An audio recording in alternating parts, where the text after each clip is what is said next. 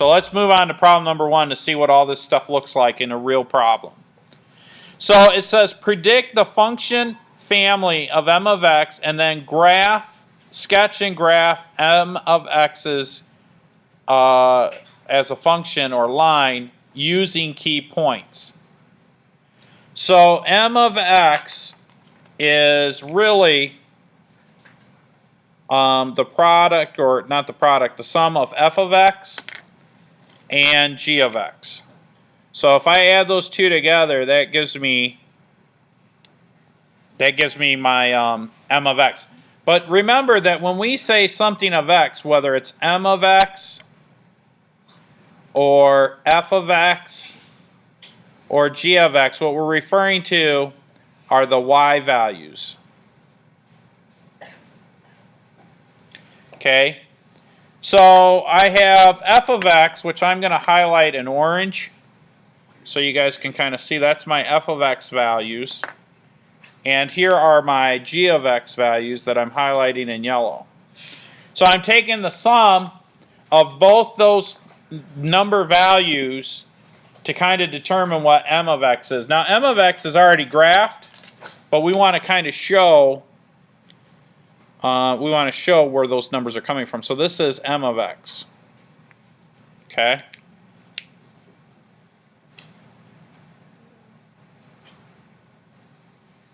And then they even go so far as to list what the actual functions are that we see on the graph. We have this one here, and then we have this one here. So f of x is actually the function negative x plus 1. So as you see here, our y-intercept is negative 1.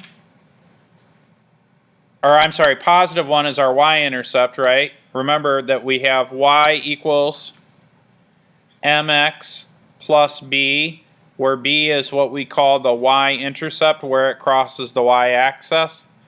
And then m is our slope, which is the rise over run.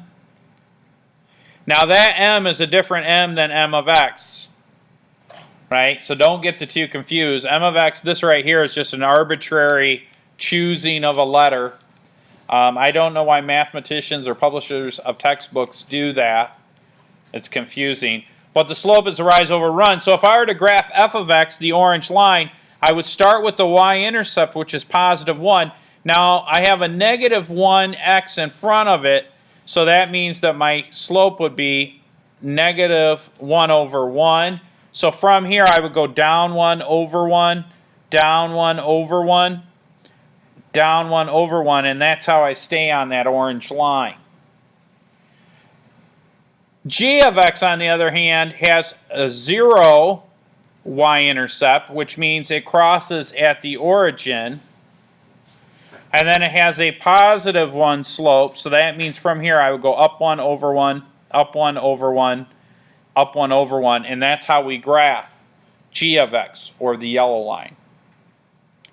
So now at any point, I can find the y value for x by adding the two values together. So let's look at this as a chart.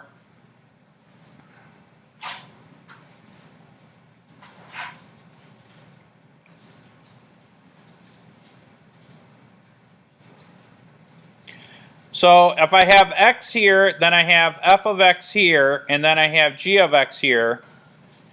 M of x is the sum of the y values of f of x and g of x. So somebody pick out a somewhat small value for x. 1. 2? 1? We'll do both. We'll do 1 first. So when x equals 1, what does f of x equal? 1, right? This point right here occurs at the point 1, 1. The orange line has a point defined at 1, 1. Now at g of x, what is, when x equals 1, what is the y value of g of x? So I'm gonna go over to 1. Oh, you know what? I apologize. I wasn't paying attention. This is the point 1, 1. I screwed up. I'm looking at g of x, so this should be 1, But f of x is this point right here. So what is the value of f of x when x equals 1? 0. I apologize. I was looking at the wrong graph. So now m of x is the sum of those two numbers. So what's 0 plus 1? 1. And if we look, in fact, that's where m of x crosses. So now let's go to x equals, I'm going to choose a little bit bigger number. I'm going to say x equals 4. So I'm going to go to where x equals 4, which is right here. X equals 4 right here. And my f of x is the orange line, so I'm just going to go down, and I have this point right here. That point is x equals 4, and then my y value looks to be like it is -3. So my f of x, which is the y value evaluated at x, is going to be -3. Does that make sense? Now let's do the same for the yellow line, which is g of x. So I'm going to go to my x value of 4, come on up and see where it crosses, and it looks like this point right here is 4, comma 4. So remember, this is x, this is g of x. This is x, this is f of x, right?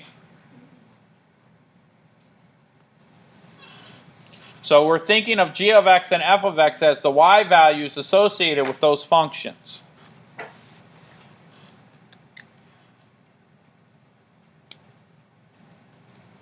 So then if that's the case, what is g of x evaluated at x equals 4? 4. Now if I add those two numbers up, what do I get? In other words, what's -3 plus 4? It's 1, but let's just go through, and sometimes kids get confused with the different ways to add and subtract positive and negative numbers. So let's try something. If I have 1, 2, 3 negative numbers, and I have 1, 2, 3, 4 positive numbers, in other words, I have 3 negatives and 4 positives, what happens when you add a negative with a positive? They cancel. So this will cancel with this one. This will cancel with this one. This will cancel with this one. And what am I left with? How many positives? 1. Here's another way to look at that. If I start on a number line at -3 and I move 4 units in the positive direction, I'll go 1, 2, 3. That gets me to 0. 4. What number is that? 1. Good. You guys aren't quite awake yet, but that's all right. Okay. See how I did that? Let's do one more. Remember, the question is asking us, the function of m of x will belong to the linear function family, because it's a sum of two functions. Let's try one more. Somebody pick some x value on the x-plane.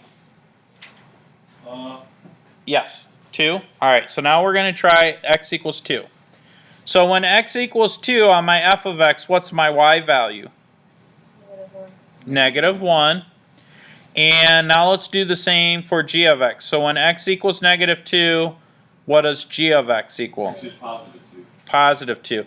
What's -1 plus 2? Well, let's do the number line thing, okay?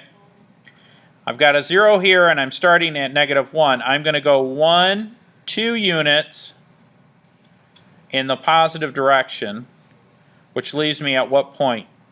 1. What do you notice about m of x?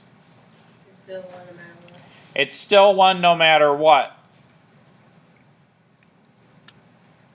Now, does anybody remember what the graph of a horizontal line is? It's just always 1.